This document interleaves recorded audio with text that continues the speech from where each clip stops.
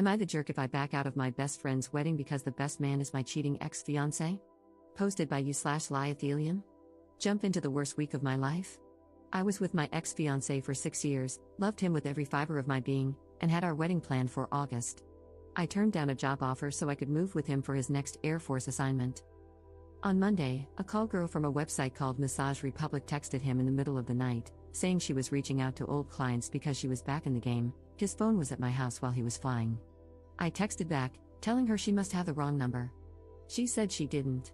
In a rare moment of clarity, I pretended to be him instead of the jealous girlfriend, and the call girl gave me all the details.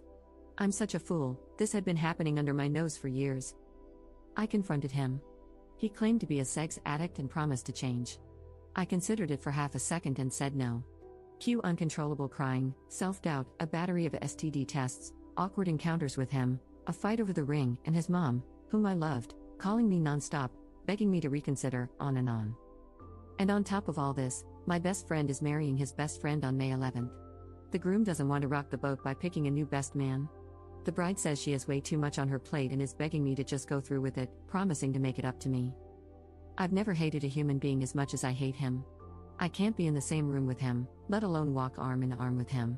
I understand that the whole wedding doesn't need to fall apart just because I'm upset, but I just want to skip it, spend the day downing the leftover Percocets from my wisdom tooth operation, F as many Tinder dudes as I can find who don't mind that I haven't showered, and burn all his crap. Would I be the jerk if I backed out of the wedding? Edit. Okay, guys, I don't know what the verdict is, but whether you voted you're the jerk or not the jerk and said I should go anyway to support my friend, we've been friends since before we were born, our moms were college roommates, your arguments were the most convincing. I'm going to suck it up, participate, have fun, and make my lock screen image the text from Panama where she said, "Remember, you like tonguing my bumhole?" So when I get sad, I have an instant reminder of who he really is. And then, when it's all over, I'm going to scream myself hoarse and beat the ever-living crap out of my pillows. If I can update a week from now, I will. I still have a lot of reading to do, so thank you all for commenting. Edit 2. Guys, I've had the worst week of my life and have been crying almost non-stop since 3 a.m. last Monday, or Tuesday, or whatever. I need to clear up people calling my best friend the jerk, that just isn't the case at all. I love her as much as I love any person on the planet, and she has my back. But this wedding is now a week away. It's not as simple as kicking me out or asking my ex-fiancé not to come. Everyone is furious with him, but only she, he, and I know the details about the call girls. My ex's parents, grandparents, and everyone else will be at the wedding. He's as close with the groom as I am with her. If they make big changes now, the day becomes about what he did, not about the wedding. It's not my place to demand that the groom change his best man, a week out, no less. Plus, like I said, he knows my ex cheated, but he doesn't know my ex was sleeping with prostitutes. If I bring that up, this whole week will become about that. My best friend and her groom being jerks isn't even an option on the table. They didn't do anything wrong and are just reacting with the best information they have. My friend has even offered to let me and my ex-fiancé walk in with other people or separately, but I'm not going to do that. First of all, because I think it will look weird. And secondly, because I foresee getting a sick sense of satisfaction from touching him one last time, forever, and having him know that the spark he feels could have been forever come August, but he screwed it up. Update 2 days later. Is it possible for a cheater to change? This is almost an indescribable situation because if you had asked me last Sunday, I would have told you I had a perfect relationship. Monday night, he was flying, he's a pilot in the Air Force, and had left his phone at my house. In the middle of the night, it buzzed. It was a call girl named Panama who had quit for a while and was reaching out to old clients because she needed money. I logged into his phone, we share passwords on almost everything, and initially told her she had the wrong number, but far too much of what she said was identifiable to him. I confronted him when he got home, and he didn't try to deny it at all. He confessed that he had seen 2 separate call girls for about a year, sometimes at the same time. He claims he's a sex addict and has been in treatment for about a year. I knew he was in counseling, but I thought it was for grief over a friend of his dying overseas. He promises me that he hasn't seen either of the girls for 18 months and that it's the only time he's ever cheated in the 6 years we've been together. Last week, I was livid. I couldn't stand to be around him, lest I might do things I would regret. Last night, in a moment of weakness, I called him because I just wanted to hear it from him one more time, why he did it, why he needed call girls. I was so open to trying anything in bed, just why? And the truth is, I miss him so much it's killing me, so a part of me just wanted to hear his voice and know that he's alive in this world. We ended up having the friendliest conversation we've had since I found out, over the course of about 4 hours. The reality is, I still love him. I love everything about him, except the call girls part. He's broken over this, he's taken himself off the flying schedule, in the middle of his instructor upgrade, which may very well be a career staller, and he's doubled up on his counseling sessions. He hasn't lied to me, he hasn't yelled at me, he hasn't blamed me for anything. I guess if there's a right way for a cheater to act, he's doing it. All of this is complicated because we are scheduled to be maid of honor/best man in our respective best friends' wedding this coming Saturday. Both of us agree that we don't want our drama to get in the way of their big day, so while we aren't going together, we are going to put on our happy faces for the 4 minutes we have to be around each other. But I'm worried I'm going to break when I see him tall, glorious, and handsome in his tux. I am so devastated. I don't know what to do.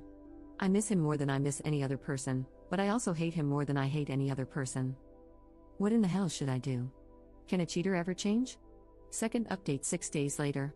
I've logged into this throwaway a couple of times over the past weekend, honest to God, have 50 DMs and comments asking me to update, so here goes. Some of you may also know that my story got featured on major news websites and blogs. It was crazy. I left way too much identifiable info in my post, so pretty much my entire social circle knew it was me, and that was also how most everyone figured out my ex had been cheating. We had a meeting among the 4 of us to decide whether or not to proceed. We pretty much agreed that not showing up would cause more drama and whispers than if we did, so we decided to be civil and stay in our respective places. But having to spend that hour or so in the same room with him just filled me with adrenaline and pure rage. That led into the bachelorette party that night, where I got freaking hammered and, honest to God, made out with so many guys while dancing that I can't even count. I also ended up having my first one-night stand ever with a 20-year-old, super cute guy from our university's wrestling team who was so sweet. I'm not proud of doing that, but I'm also not ashamed either because it made me feel desirable, almost like I was going into the wedding day and rehearsal with some parody, like, hey, I can be naughty too. X and I were, of course, paired up at rehearsal, and I hate to admit this, but we had an absolute blast with each other. It wasn't a mistake that we had such a great and fun relationship, we are very compatible. It probably also worked because we were able to put the issue aside and focus on something else. The wedding was very much the same way. We walked arm in arm down the aisle with big, beaming, and genuine smiles because we were there for our friends. I had prepared a really nasty maid of honor toast that would have praised my friend and her loving relationship, loyalty, and truthfulness. I even included a line about never knowing who might call in the middle of the night, but as the reception wore on, I could tell the weight of the situation was really getting to my ex, and I felt like I didn't need to twist the knife any further, so I gave a nice but very generic toast instead. As the night went on, my ex became more and more withdrawn, sitting by himself, either on his phone or with his head in his hands. I didn't want people talking about him, so I asked him to dance with me, which was actually really nice since neither of us said anything. At the end of it, he put his hands around my face like he was going to kiss me, and I would have totally let him, in that moment, but just whispered how sorry he was and walked away. I got distracted, and when I turned around, he had apparently left the reception. I hate myself for it, but I was so sad to see him go. This wedding was literally the last thing we ever had to do with each other. There's no expectation of Game of Thrones Sundays or Bloody Mary brunches with his mom. We won't argue over how bad IPA beer smells or who forgot to put gas in the car. The reality of him just being able to leave without me arguing that I'm not ready to go yet, classic introvert/extrovert pairing here, sunk in, that this is over. Like, over. I went and cried uncontrollably in the hotel kitchen until the bride found me, and we cried together for a good half an hour. At that moment, I knew I had made the right choice by being there for my friend. So that's that. The wedding is over and done with. No real drama, just lots and lots of hurt feelings and a huge broken heart that I'm not sure will ever heal. I wish I could just turn off loving him, but it's not going to happen. Edit. Last word on this, guys, and I really, honestly, just want to say thank you. This sub has been such an amazing place and absolutely coaxed me into the right decision. Thank you so much for the words of encouragement. I will move on. I know I will. Right now, it's so fresh, and I just keep thinking, God, if you hadn't been up that night worrying about work, you never would have seen the text come in, and you'd be ignorant to all of this, and happy. But that's not healthy because wishing to live an uninformed and ignorant life is never what I wanted. Anyway, I'm indulging in self-pity, and I don't want to do that anymore. This has been a crazy ride, and I just want to say thank you. And Fox News, you kinda suck.